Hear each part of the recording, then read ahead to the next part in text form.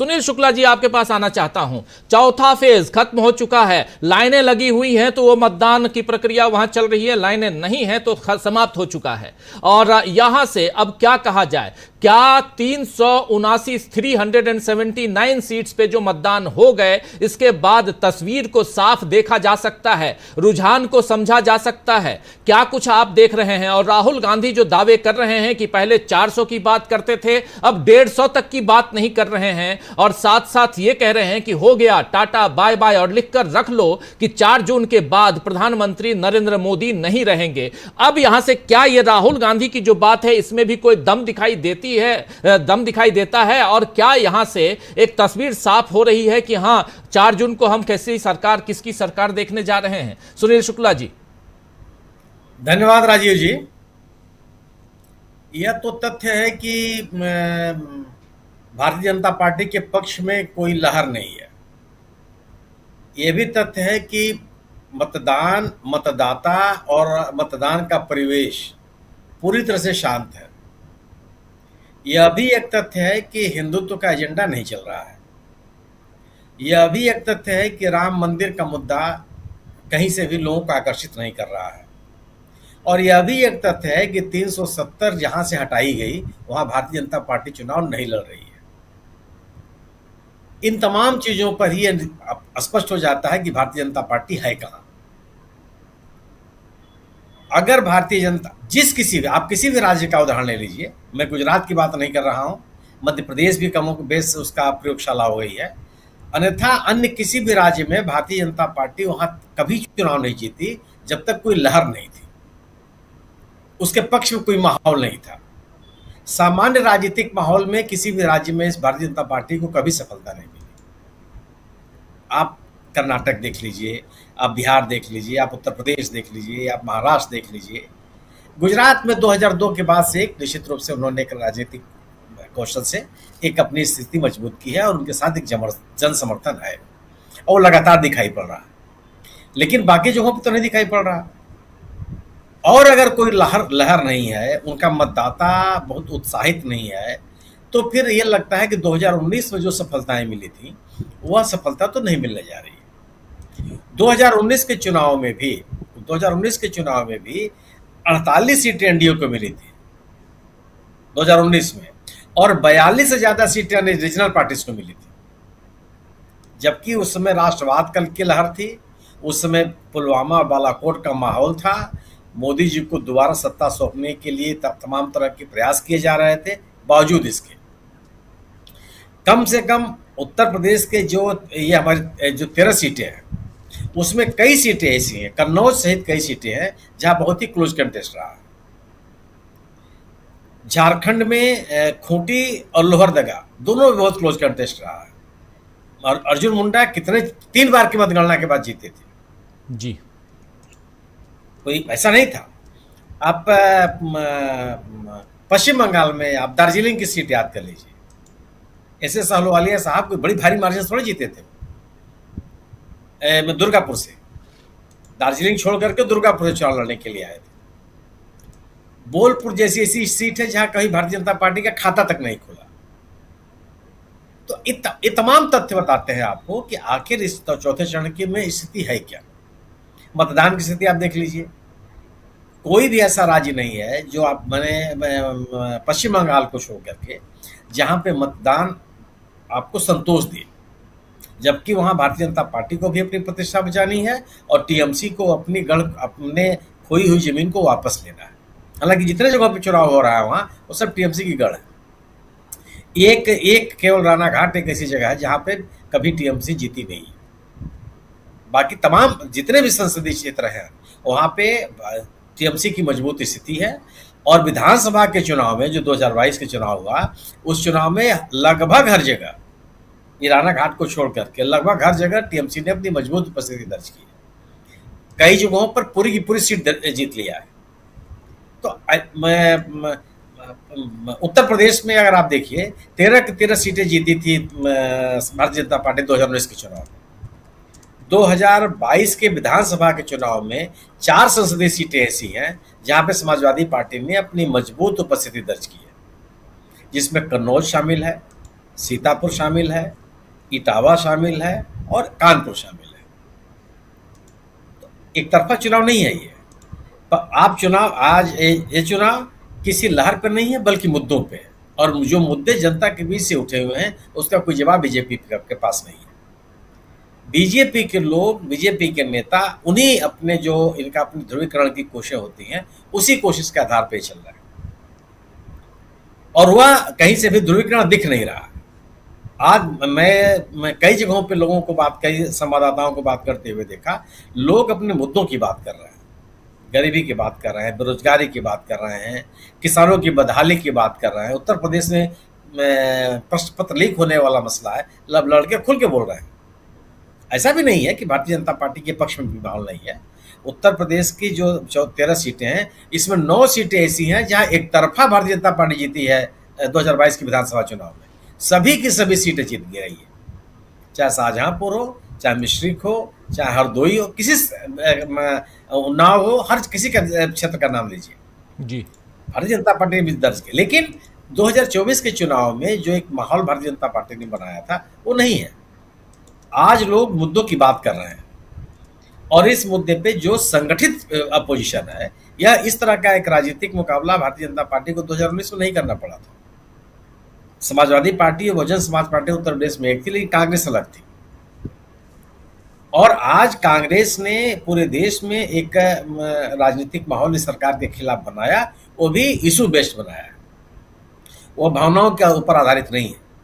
और कांग्रेस के लिए यह अपना राजनीतिक अभियान चलाने में इसलिए सफल मैं मानता हूं कि वो अपने मुद्दों से भटकी नहीं, भारतीय जनता पार्टी के द्वारा फेंके गए जाल में फंसी नहीं, वह उस किसी विवाद में नहीं उलझी जिसमें बीजेपी उनको उलझाना चाहती थी। वह केवल मुद्दों की बात कर रहे थे। और यह जो नारा निकला कि संविधान खतरे में है, आरक्षण खतरे में है, यह बहुत तेजी से सत्ता पे है, अंदर खाने लोगों के बीच में गया है। मैंने अब जो अनुसूचित जाति, अनुसूचित जनजाति के लोग हैं, उनके बीच में विचार बहस का विषय है।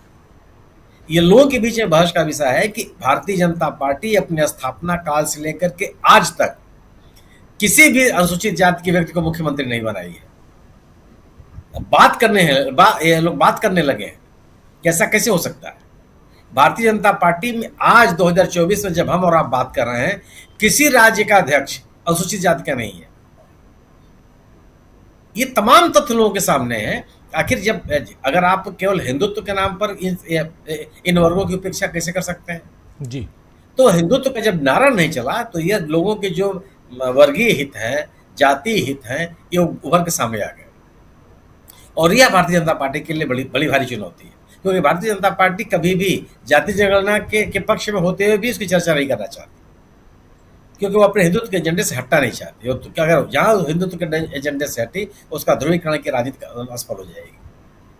ये तमाम चीजें बहस के विषय हैं। सुनील जी, सुनील जी, क्या आज राम मंदिर का मुद्दा भी था इस जब आज दिन भर की प्रक्रिया, जब चुनाव की प्रक्रिया चल रही थी तो? कहीं नहीं था। मैं यह कहते हुए सुना हूं, महिलाओं को यह कहते हुए सुना हूं कई जगहों पर कि पूजा तो अपने घर में कर लेंगे, हम अपने बच्चों को कहां ले जाएं। कहा कि हर व्यक्ति कहता है, हर व्यक्ति पूजा अपने घर में करता है, जो कोई भी हिंदू धर्म का मानने वाला है या सनातनी है, उसके लिए आवश्यक नहीं है कि मंदिर में ही जाए। मंदिर बन गया, लेकिन मंदिर के नाम पे आपका जीवन थोड़ी चलेगा। ये विषय लोगों ने बात कही, और दिख रहा है उत्तर प्रदेश फैजाबाद से सटे हुए आज के अयोध्या से आपके पास के जो क्षेत्र है, अब देखिएगा क्या स्थिति बन रही है। और दूसरी चीज, एक मुझे ये जो बात नहीं समझ में आई कि जीतती हुई पार्टी इस तरह से हिंसा थोड़े करती है, उसका कार्यकर्ता मारपीट थोड़े करता है। हमने तो कभी नहीं देखा। जो उम्मीदवार जीत रहा होता है, जो पार्टी जीत रही होती है, वो किसी भी तरह की हिंसा में इन्वॉल्व नहीं होती। वह अब हिंसा को टालती है, मारपीट से अलग होती है, और अपने लोगों को, अपने मतदाताओं को ला करके वोट डलवाती है। झगड़ा करना काम नहीं है ये कहीं। और बड़ा मुझे आश्चर्य है कि प्रतापगढ़ में कल अमित शाह जी के सभा में एक पत्रकार को लोगों ने पीटना शुरू कर दिया। रायबरेली में जी, रायबरेली मतलब कोई आत्मविश्वास से भरे हुए लोगों का आचरण थोड़े है। आज जौनपुर में एक घटना घट गई। कौन लोग हैं और क्यों कर रहे हैं?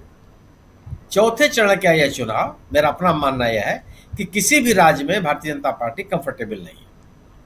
और उत्तर प्रदेश में तो मैं इसलिए भी कह सकता हूं कि ये अपने प्रत्याशियों को बदलने का भी साहस नहीं कर पाई। 13 जगह जहां पे इस चरण में चुनाव हुआ है, इसमें केवल 2 जगह उम्मीदवार बदले गए।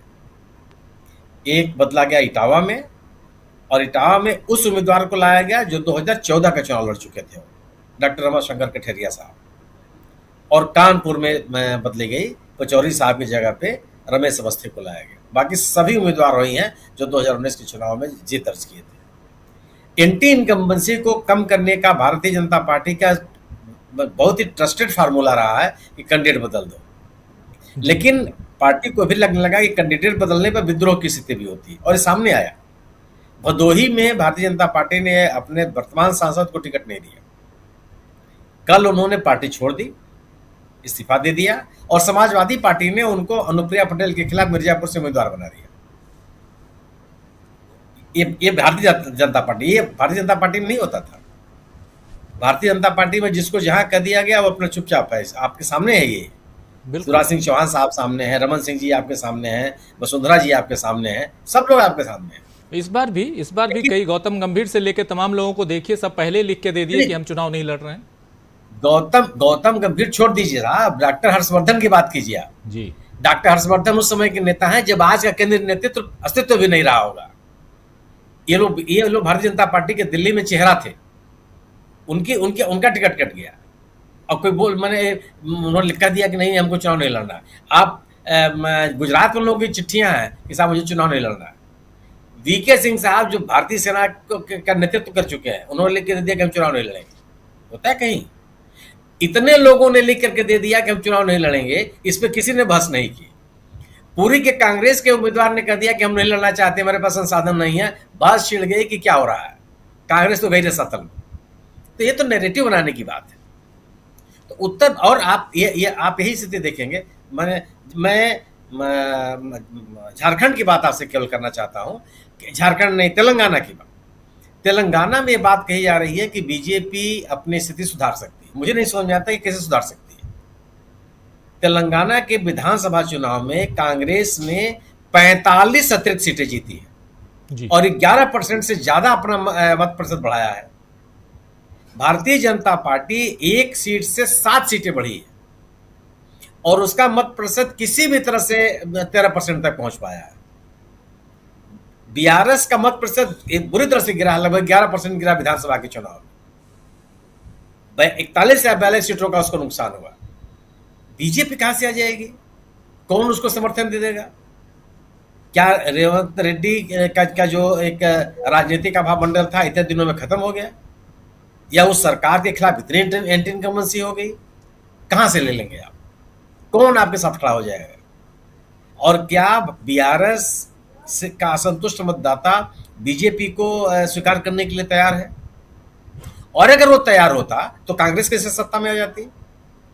गोया कि बीआरएस से संतुष्ट लोगों ने कांग्रेस को वोट दिया, वो बीजेपी के साथ नहीं गए, और बीजेपी से संतुष्ट लोगों ने भी कांग्रेस को वोट दिया, वो बीआरएस के साथ नहीं गए, क्योंकि उन्होंने बीआरएस और बीजेपी को एक साथ माना। कहां से हो जाएंगे आप? और आप आंध्र प्रदेश की अगर बात की जाती है, मैं मानता हूं कि आंध्र प्रदेश में कांग्रेस की स्थिति अच्छी नहीं है। यह कहा जा सकता है कि कांग्रेस आंध्र प्रदेश में 0 से शुरू कर रही है। राज्य के बंटवारे के बाद कांग्रेस को बहुत नुकसान हुआ है आंध्र प्रदेश में।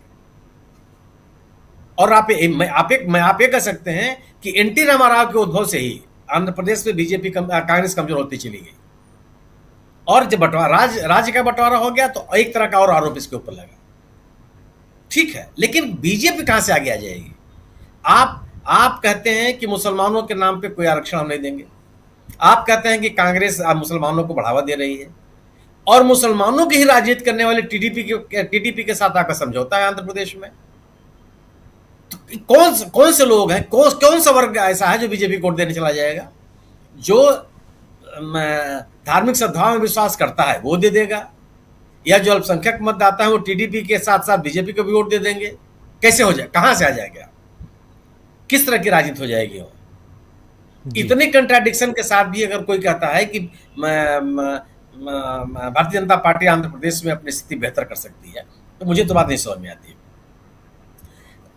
दक्षिण के राज्यों की स्थिति है, आप इधर अगर आप आ जाइए उत्तर की तरफ, तो उत्तर प्रदेश में मैं विश्वास पूर्वक कर सकता हूं कि 2019 का इतिहास नहीं दोहराया जाना। जी। कितना नुकसान होगा यह कहना मुश्किल है, ये तो 4 को पता चलेगा, लेकिन नुकसान होगा भारतीय जनता पार्टी। झारखंड में भी नुकसान होगा, बिहार में भी नुकसान होगा। बिहार में केवल उजियारपुर को छोड़ के कौन सी ऐसी सीट है जहां पे बीजेपी का बहुत बड़ा दावा है? उजियारपुर में निश्चित रूप से जब से वो सीट बनी है तब से बीजेपी का कब्जा हुआ। और बाकी जगहों पर मतलब समस्तीपुर में क्या कोई बहुत बड़े अंतर से आप चुनाव जीते हैं? सवाल ये केवल यह है कि और आरजेडी और कांग्रेस और सीपीआई ने जिन राज्यों में, जिन संसदीय क्षेत्रों में चुनाव हो रहा है, उससे बहुतों पर भी ताकत बढ़ाई है विधानसभा के चुनाव में। एलजेपी और जेडीयू के कार्यकर्ताओं के बीच में कोई तालमेल नहीं हो पा रहा है।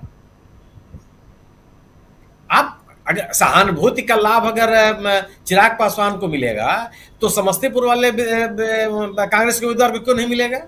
जी। केवल एक फार्मूला एक के लिए लागू होगा, दूसरे के लिए लागू नहीं होगा। जो कंट्राडिक्शंस बिहार में है, कहां कितनी सीटें आप जीत लेंगे? पश्चिम बंगाल की आपकी स्थिति सामने है। जी। मैं एक बात कह सकता हूं, जो बुरहानपुर के बारे में कहा जा रहा था कि चौधरी साहब वहां इस बार अपनी सीट बचा पाए कि नहीं। जो बयान अभी हाल में आया, मतलब कल या परसों का बयान है, जो बीजेपी के टीएमसी के वहां उम्मीदवार हैं, यूसुफ पठान, उन्होंने सम्मानित प्रधानमंत्री जी की तारीफ की। आप प्रधानमंत्री जी की तारीफ करेंगे, गुजरात से आपके कनेक्शन का गर्व भी महसूस करेंगे, इस गर्व के नाते आप प्रधानमंत्री जी की लोकप्रियता पर आप यकीन भी करेंगे, और आप अल्पसंख्यकों के वोटों में बंटवारा भी कर देंगे। ये तो राजनीतिक तथ्य समझ से परे है। मेरे ख्याल से 5 बार लगातार जीते हैं वो, और इस बार 6वीं बार चुनाव लड़ रहे हैं। मुझे नहीं लगता कि उनको कोई नुकसान होने वाला है। ये जरूर है कि टीएमसी लगभग हर संसदीय क्षेत्र में, रानाघाट को छोड़ देता हूं मैं, कोई ऐसा क्षेत्र नहीं है जहां बीजेपी को मजबूत चुनौती नहीं दे रही है। मजबूत मतलब अगर वो उसे सीटें छीन लेती है तो किसी को आश्चर्य नहीं होना चाहिए। जी।